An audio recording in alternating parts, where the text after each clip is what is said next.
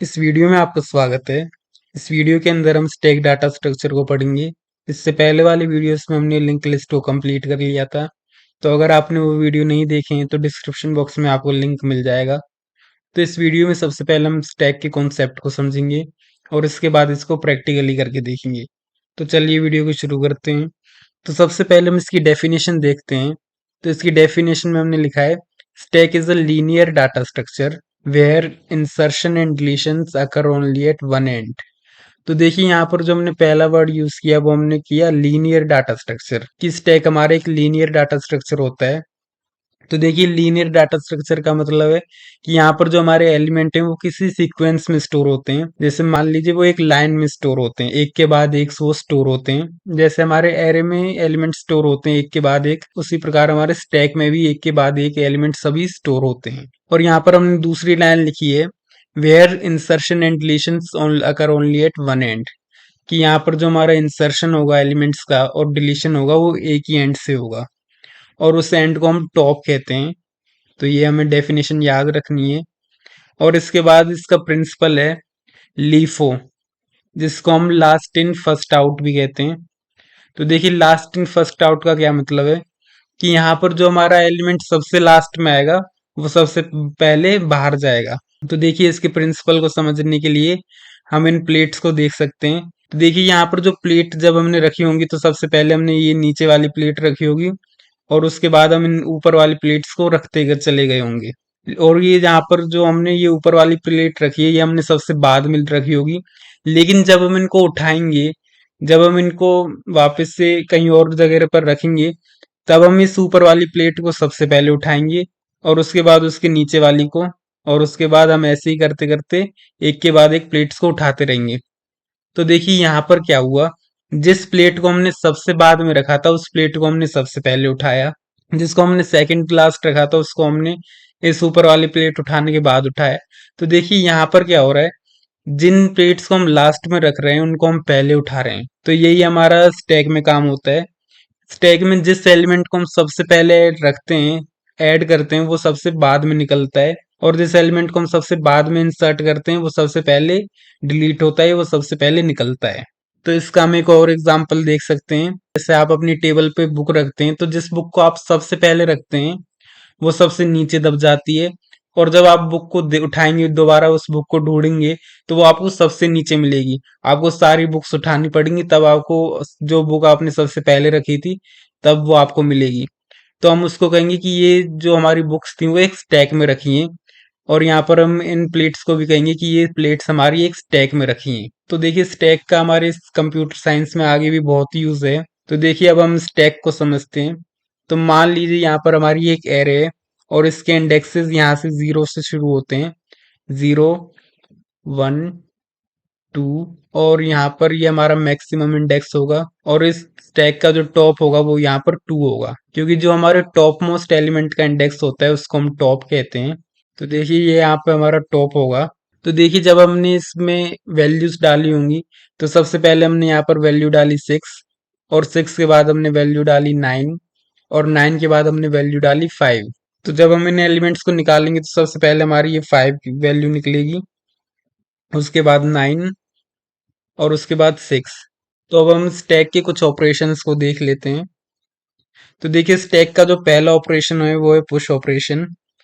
तो push operation का मतलब है to insert element in stack. तो जब हम स्टैक में नया एलिमेंट ऐड करते हैं, नया एलिमेंट इंसर्ट करते हैं, तो उसको हम पुश ऑपरेशन कहते हैं कि हमने नए एलिमेंट को स्टैक के अंदर पुश कर दिया।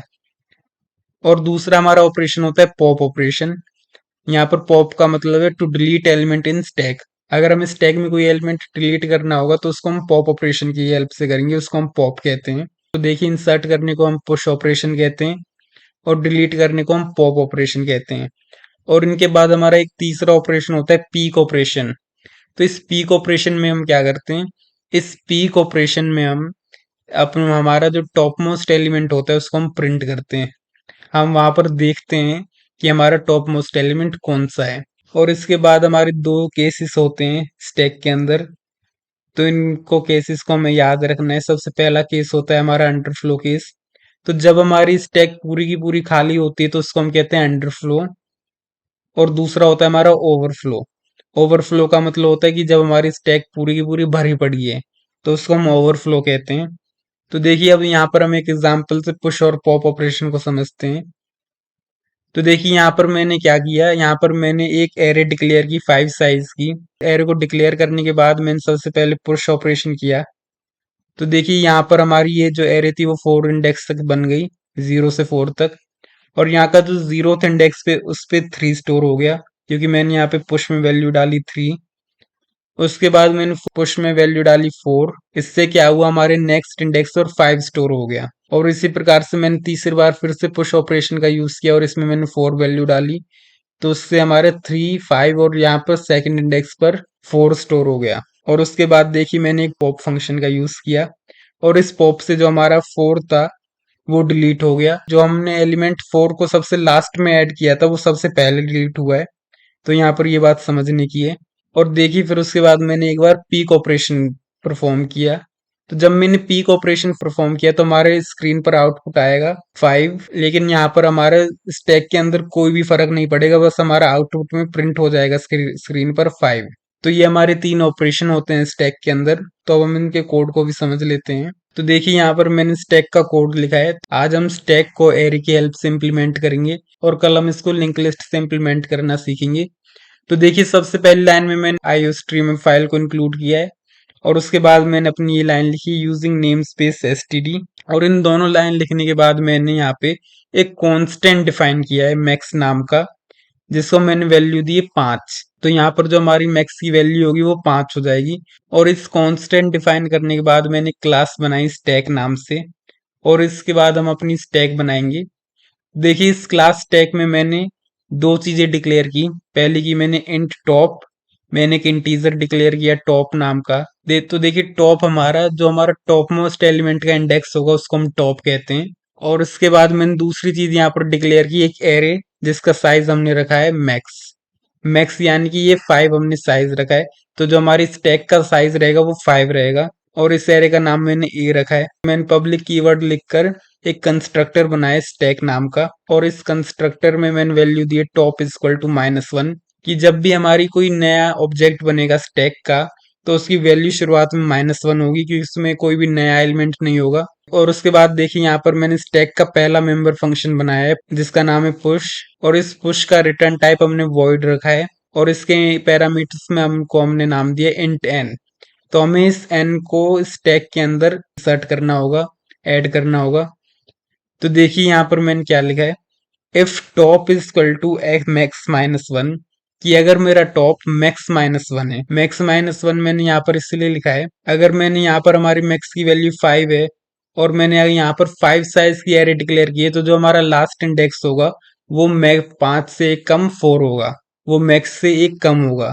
तो हमने यहाँ पर लास्ट जो हमारा इंडेक्स होगा वो लिखा है मैक्स -1, कि अगर हमारा टॉप मैक्स -1 के इक्वल है। तो मैंने आपको बताया तो टॉप होता है हमारा लास्ट एलिमेंट का इंडेक्स और मैक्स -1 भी हमारा लास्ट इंडेक्स होता है। अगर ये दोनों बराबर हैं तो इसका मतलब है कि हमारी जो स्टैक है वो फुल है, उसमें कोई भी अब स्पेस नहीं है, वो हमारी पहले से ही फुल है। तो उसमें हम कोई भी नया एलिमेंट इंसर्ट नहीं करा पाएंगे। तो इसलिए यहाँ पर हमने लाइन प्रिंट कराई है ओवरफ्लो केस। हमने अभी ये थोड़ी देर पहले पढ़ा था कि जब हमारी स्टैक पूरी की पूरी फुल होती है तो उसको हम ओवरफ्लो कहते हैं। तो इसमें हम कोई भी नया एलिमेंट इंसर्ट नहीं करा पाएंगे। और इस इफ का हमने एल्स पार्ट लिखा है कि अगर ये कंडीशन ट्रू ना हो तो हम इसमें अपना एलिमेंट इंसर्ट करा सकते हैं। तो इसलिए मैंने यहाँ एल्स में लिखा है टॉप प्लस प्लस, हमने सबसे पहले टॉप को बढ़ाया और उसके बाद हमने लिखा ए टॉप इक्वल टू एन और इसके बाद हमने टॉप में एन को इंसर्ट कर दिया। तो देखिए मान लीजिए यहाँ पर हमारी एक एरे है और इस एरे में हमने स्टैक बनाया है जिसमें हमने पहले दो इंडेक्सेस पे हमारे पहले दो एलिमेंट है 1 और 2। और जो हमारा 2 है वो हमारा टॉप मोस्ट एलिमेंट है, वो हमारा टॉप का एलिमेंट है। तो यहाँ पर जो टॉप का इंडेक्स है वो है 1। और अगर मैं यहाँ पर एक नया एलिमेंट स्टोर कराना चाहता हूँ तो वो इस 2 सेकेंड इंडेक्स पे स्टोर होगा, वो टॉप से अगले इंडेक्स पे स्टोर होगा, वो टॉप से +1 इंडेक्स पे स्टोर होगा। तो इसलिए मैंने यहाँ पर ये लाइन लिखी है टॉप प्लस प्लस। इस टॉप प्लस प्लस से क्या होगा, टॉप का जो इंडेक्स होगा वो 1 से इंक्रीज हो जाएगा। तो देखिए जब ये टॉप प्लस प्लस चलेगा तो इस टॉप की वैल्यू हमारी यहाँ पे 2 हो जाएगी, 1 से 2 हो जाएगी और ये टॉप यहाँ पे आ जाएगा। और इसको इंक्रीज करने के बाद हमने यहाँ पर ए टॉप में एन स्टोर करा लेंगे। तो इस प्रकार से हमारा पुश फंक्शन काम करता है। तो देखिए इसके बाद हमने दूसरा मेंबर फंक्शन डिफाइन किया है पॉप नाम का। इस पॉप में हम अपने टॉप एलिमेंट को डिलीट करेंगे, क्योंकि जैसा कि हमने कहा कि यहाँ पर स्टैक में इंसर्शन और डिलीशन टॉप से ही होता है। जो भी हमारा काम होगा वो सारा का सारा टॉप पे होगा और ये हमारी टॉप की वैल्यू चेंज होती रहेगी। तो इसलिए हमने यहाँ पर लिखा है void pop, इसका रिटर्न टाइप हमने void रखा है और इसके अंदर हमने पहली लाइन लिखी है if top is equal to -1। तो अगर हमारा टॉप -1 के इक्वल है उसका मतलब है कि हमारी जो टैग है वो बिल्कुल खाली है, वो एम्प्टी है। तो इसलिए हमने ये लाइन प्रिंट करवा दी है अंडरफ्लो केस, क्योंकि हम आपको याद होगा जब हमने कंस्ट्रक्टर बनाया था यहाँ तो हमने लिखा था टॉप इज इक्वल टू -1 कि अभी हमारी जो स्टैक है वो बिल्कुल खाली है। तो इसलिए हमने यहाँ पर ये कंडीशन चेक करी, if top is equal to -1 तो हमारा अंडरफ्लो केस हो जाएगा। और अगर ये कंडीशन ट्रू नहीं है तो हमारा ये एल्स का पार्ट चलेगा, जिसमें हमने लाइन प्रिंट करवाई है cout deleted element is a top, और इस लाइन को प्रिंट करवाने के बाद हमने टॉप माइनस माइनस कर दिया। तो इस टॉप माइनस माइनस से क्या होगा, मान लीजिए यहाँ पर हमें इस एन को डिलीट करना है, तो अगर हम टॉप माइनस माइनस कर देंगे तो ये हमारा टॉप फिर दोबारा से 1 इंडेक्स पे आ जाएगा और यहाँ से हट जाएगा। तो देखिए ऐसा करने से क्या होगा, ऐसा करने से ये एलिमेंट हमारा एन तो रहेगा लेकिन हम इसको एक्सेस नहीं कर पाएंगे। अगर कोई नया एलिमेंट पुश करेंगे तो यहाँ पर ये एन यहाँ से हट जाएगा। तो अब हम अपना तीसरा मेंबर फंक्शन देखते हैं, void peak। तो हमारे फंक्शन का नाम है पीक और इसका रिटर्न टाइप है void। और यहाँ पर हमने फिर से अंडरफ्लो की कंडीशन चेक की, if top is equal to -1 तो उसका मतलब है कि ये हमारा अंडरफ्लो केस है और जो हमारा स्टैक है वो बिल्कुल खाली है, तो उसमें हम अपना टॉप एलिमेंट प्रिंट नहीं करवा सकते। और अगर ये कंडीशन ट्रू नहीं है तो हमने यहाँ पर एल्स में लाइन प्रिंट करवा दी कि top element is a top, उसके बाद हमने एंड एल से एक लाइन की स्पेस दे दी, क्योंकि इसमें हमें अपना टॉप एलिमेंट प्रिंट करवाना था, टॉप मोस्ट एलिमेंट प्रिंट करवाना था, तो इसलिए हमने यह लाइन लिखी। और उसके बाद हमारा चौथा मेंबर फंक्शन हमने यहाँ पर लिखा है डिस्प्ले। तो इस डिस्प्ले फंक्शन में हमने क्या किया, इस डिस्प्ले फंक्शन में हम अपने सभी एलिमेंट्स को प्रिंट करवा लेंगे। हम इस फंक्शन में देख लेंगे कि हमारे स्टैक में कौन कौन से एलिमेंट हैं। तो देखिए यहाँ पर मैंने लिखा है इंट आई और उसके बाद मैंने सी आउट से एक लाइन प्रिंट करवाई एलिमेंट इन स्टैक्स आर, और इसके बाद मैंने एक लूप लगा के, जैसे हम एरे के एलिमेंट्स को प्रिंट करवाते हैं उसी प्रकार से मैंने एक लूप लगा के इस एरे के एलिमेंट को प्रिंट करवाया। और इसको मैंने तब तक चलाया जब तक हमारा आई टॉप के इक्वल नहीं हो जाता। तो अब हम इसको प्रैक्टिकली करके देख लेते हैं। तो देखिए यहाँ पर मैंने कुछ एलिमेंट्स को पुश करवाया, मैंने 6 एलिमेंट दिए, के बाद मैंने बाकी 3 फंक्शनों को भी कॉल किया। तो अब हम इसको रन करके देखते हैं और अपना आउटपुट चेक करते हैं। तो देखिए सबसे पहले मैंने यहाँ पर 6 एलिमेंट दिए थे, लेकिन आपको याद होगा जब हमने मैक्स डिफाइन किया तो वो 5 एलिमेंट के लिए था। तो यहाँ पर हमारा ये सबसे पहले आउटपुट आया ओवरफ्लो केस। तो जो हमारा लास्ट में हमने 43 ऐड यहाँ पर 43 को पुश किया था, तो हम 5 एलिमेंट से ज्यादा पुश नहीं कर सकते, तो उसी के लिए यहाँ पर हमारा लिखा है ओवरफ्लो केस। और उसके बाद हमारा इस पीक फंक्शन का आउटपुट आया एस डॉट पीक, जिसमें हमारा टॉप एलिमेंट आया 77, क्योंकि 77 को आप देख सकते हैं हमने सबसे लास्ट में ऐड किया था, तो इसलिए यहाँ पर ये प्रिंट हुआ। और उसके बाद हमारा ये डिस्प्ले फंक्शन चला और इस डिस्प्ले फंक्शन में हमारे सारे एलिमेंट प्रिंट हो गए। तो देखिए यहाँ पर जो हमारा डिस्प्ले का आउटपुट आया वो आया आई से टॉप से लेकर, तो वो हमारा 4, 5, 44, 80 और 77 आया। तो यहाँ पर देखिए प्रॉब्लम क्या हुई, यहाँ पर जो एलिमेंट हमने लास्ट में ऐड किया था वो था 77, लेकिन यहाँ पर हमारा सबसे पहले 4 प्रिंट हो रहा है, क्योंकि यहाँ पर हमने जब शुरुआत में लिखा था वो हमने आई 0 से स्टार्ट किया था। तो यहाँ पे हम इसको इस प्रकार से लिखेंगे, आई इक्वल टू टॉप से शुरू कर हम इसको 0 तक ले जाएंगे, ताकि हमारे जो एलिमेंट है वो सही तरीके से प्रिंट हो। तो एक बार हम इसको दोबारा रन करके देखते हैं। तो देखिए अब की बार जो हमारा डिस्प्ले का आउटपुट आया वो बिल्कुल सही आया। सबसे लास्ट में हमने 77 को पुश किया था और वो सबसे पहले प्रिंट हुआ, और इस प्रकार हमारे सभी एलिमेंट सही प्रिंट हुए। तो उस थोड़ी सी हम मिस्टेक को सही करेंगे और हम टॉप से शुरू करके उसको 0 तक ले जाएंगे। और उसके बाद हमने यहाँ पर पॉप और उसके बाद यहाँ पर हमारा पॉप फंक्शन का आउटपुट आया डिलीटेड एलिमेंट इज 77, जो कि सबसे ऊपर था। और उसके बाद हमारा टॉप एलिमेंट 80 रह गया। 77 की डिलीट होने के बाद हमारा यहाँ पर टॉप एलिमेंट 80 रह जाएगा। तो इस प्रकार से हम अरे की हेल्प से स्टैक को इम्प्लीमेंट कर सकते हैं। अगर आज की वीडियो में आपको कोई भी डाउट हो तो आप कमेंट सेक्शन में पूछ सकते हैं, मैं उसको सॉल्व करने का पूरा प्रयास करूंगा।